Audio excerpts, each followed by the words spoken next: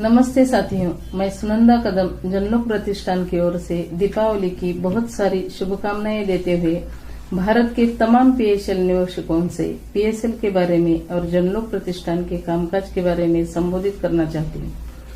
जनलोक प्रतिष्ठान पीएसएल के इस विषय पर फरवरी 2015 से आज तक लगातार काम करती आई है और आखिर तक करती रहेंगी, इसका मैं सबको विश्वास दिलाना चाहती हूँ।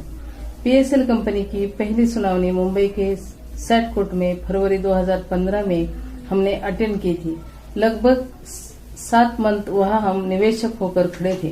परिणाम स्वरूप 12 अगस्त 2015 को पीएसएल निवेशकों के पक्ष में आया था और यही से सभी निवेशकों की जीत की शुरुआत हुई थी। माननीय सैट कोर्ट में जनलोक प्रतिष्ठान के साथ महाराष्ट्र के साथ अन्य स्टेट भी निवेशक हाजिर थे। इस कोर्ट में हर केस में जाने से बहुत सारी घटनाएं और जानकारियां सामने आ रही थी। उसी बारे में जनलोक प्रतिष्ठान ने सभी डिस्ट्रिक्ट में जाकर सही जानकारी देने की शुरुआत की।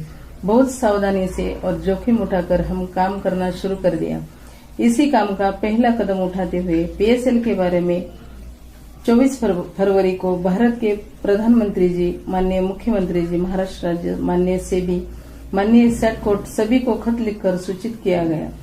4 जून 2015 डायरेक्टर्स और चेयरमैन ऑफ पीएसएल इनको भी खत लिखकर पीएसएल निवेशक और फील्ड वर्कर पर क्या बीत रही है और उनको किन किन कठिनाइयों का सामना करना पड़ रहा है, यह जानकारी दी।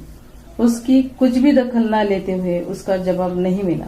साथ साथ वित्त मंत्री अरुण जेटली जी को भी लेटर भेजकर सूचित किया। जनलोक प्रतिष्ठान के माध्यम से थोर समाज सेवक अन्ना हजारे जी को खुद जाकर लेटर देकर इस विषय पर बातचीत की। उनकी राय लेकर उनके मार्गदर्शन पर महाराष्ट्र के सभी 36 डिस्ट्रिक्ट के निवेशक और फील्ड वर्कर इकट्ठा होकर 25 जून 2015 को हजारों की संख्या में पुणे कलेक्टर कचहरी पर आंदोलन किया और कलेक्टर साहब को लेटर द्वारा सूचित किया। हर डिस्ट्रिक्ट कलेक्टर को निवेदन दे दिया। माननीय सैट कोर्ट में केस दाखिल किया नहीं कर सकते, लेकिन जज साहब की परमिशन लेकर पीएसएल निवेशक और फील्ड वर्कर की हालातें और कठिनाइयां मैं खुद कोर्ट के सामने रखती थी। साथ साथ माननीय सेबी को खत द्वारा संपर्क में थे। परिणाम स्वरूप माननीय सैट कोर्ट ने 12 अगस्त 2015 को निवेशकों को दिलासा देते हुए अपने पक्ष में परिणाम दिया, लेकिन कंपनी ने पैसे देने के बजाय जनवरी 2016 को फिर से माननीय सुप्रीम कोर्ट में अपील कर दिया और ये प्रोसेस को ज्यादा टाइम पास करने का प्रयास किया। इसी बीच 10 जनवरी को राष्ट्रपति जी को तमाम भारत के पीएसएल निवेशकों की ओर से लेटर द्वारा जानकारी दे दी। यह आंदोलन महाराष्ट्र का नहीं बल्कि पूरे हिंदुस्तान का भाग हो चुका था। इस ऊपर सभी एआईएसओ के अभी के लीडर्स और जनलोक प्रतिष्ठान के माध्यम से 24 अगस्त को भारत के सभी राज्य के निवेशक इकट्ठा होकर दिल्ली स्थित जंतर मंतर पर दूसरा आंदोलन किया, जिसमें लगभग 50,000 निवेशक शामिल थे। उस वक्त चेयरमैन के छतरपुर के बंगले पर भी हमला किया था। अभी इस लक्ष्य के साथ मुंबई से दिल्ली पर देना भी शुरू कर दिया।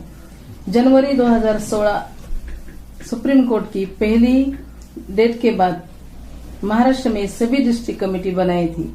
सब निवेशक इकट्ठा होकर माननीय राष्ट्रपति, माननीय पंतप्रधान जी, माननीय सुप्रीम कोर्ट, माननीय सीबीआई, सेबी सभी को जनवरी में बहुत बड़ी संख्या में व्हाट अबाउट 75% निवेशक फॉर्मेट में लेटर भेज दिए थे। परिणाम स्वरूप 2 फरवरी 2016 को माननीय सुप्रीम कोर्ट ने भारत के जाने माने जस्टिस लोढ़ा सर जी की अध्यक्षता में कमेटी का गठन किया और सीबीआई के पास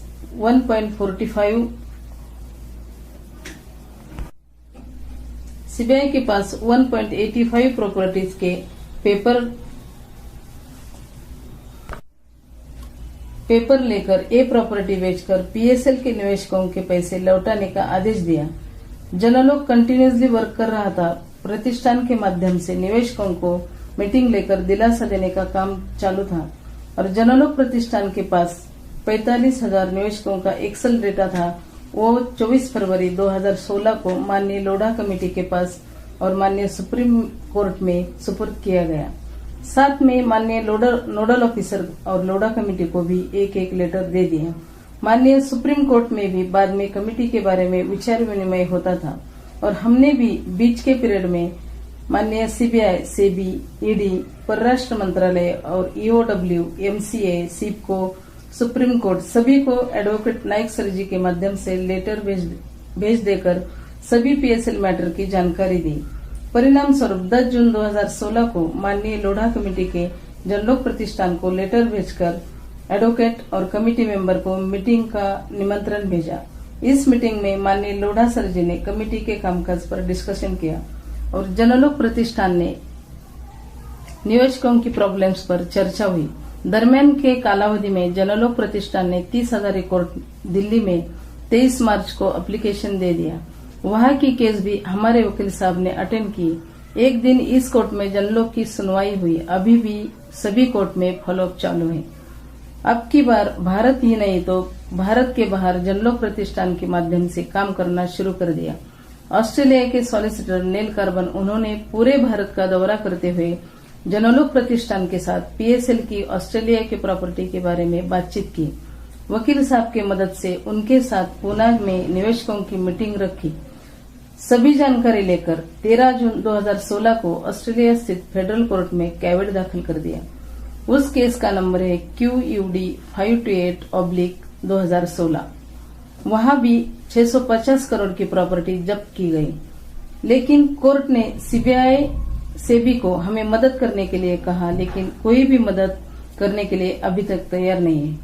8 जून 2016 को माननीय प्रधानमंत्री जी को फिर से भारत के सभी निवेशकों की तरफ से खत लिखकर पीएसएल के मामले की जानकारी दी गई। उसका जवाब देकर उचित राह दिखाई। लेकिन इतना सच है कि ऑस्ट्रेलिया में हो या भारत में कहीं भी काम करना संगठन के अलावा कोई भी इतना बड़ा काम नहीं कर सकता। महाराष्ट्र में सभी डिस्ट्रिक्ट से निवेशकों ने बहुत बड़ा सहयोग दिया, इसलिए जनलोक पूरे भारत के साथ है। अब जनलोक का हाथ बटाओ।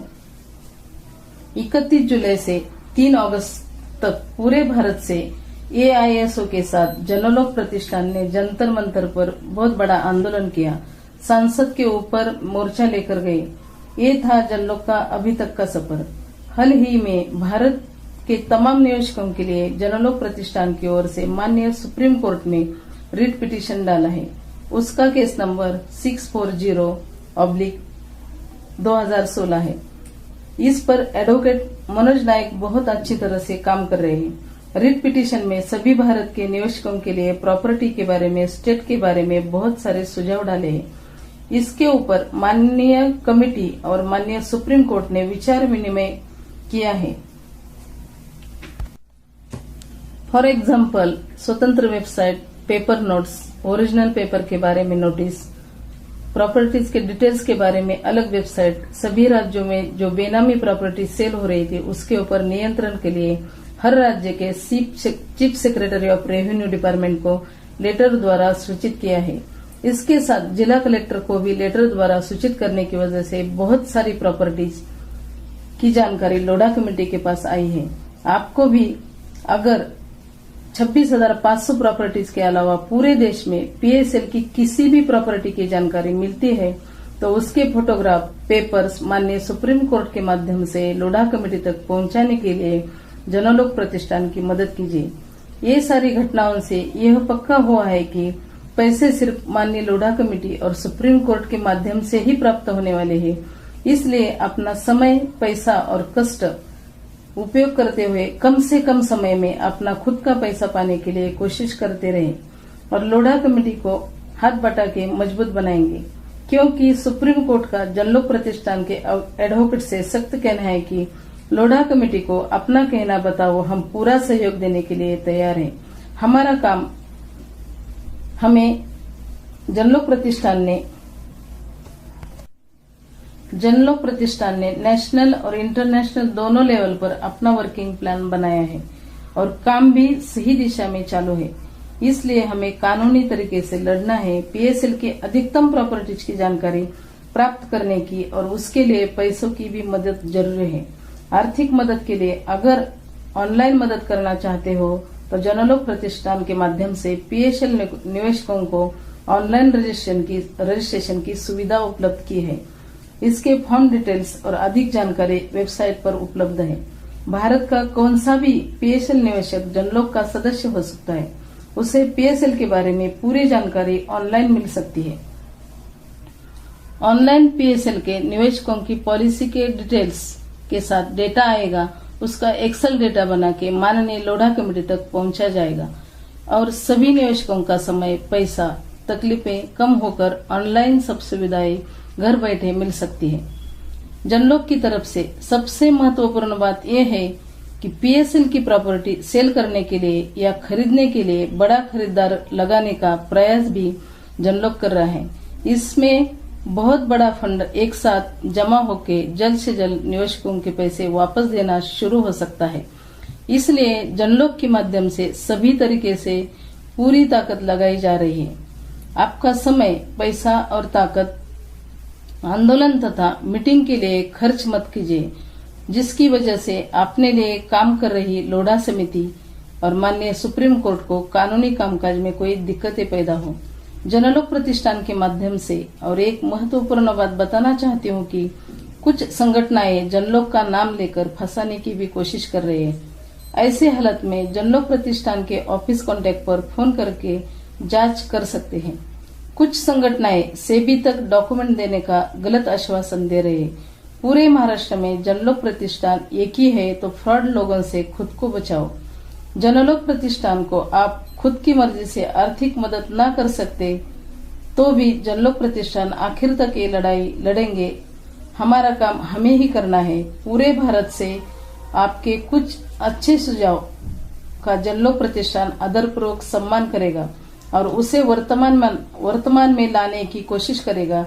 ऑस्ट्रेलिया से फेडरल कोर्ट की अगली सुनवाई 27 जनवरी को है और माननीय सुप्रीम कोर्ट की 9 नवंबर को है।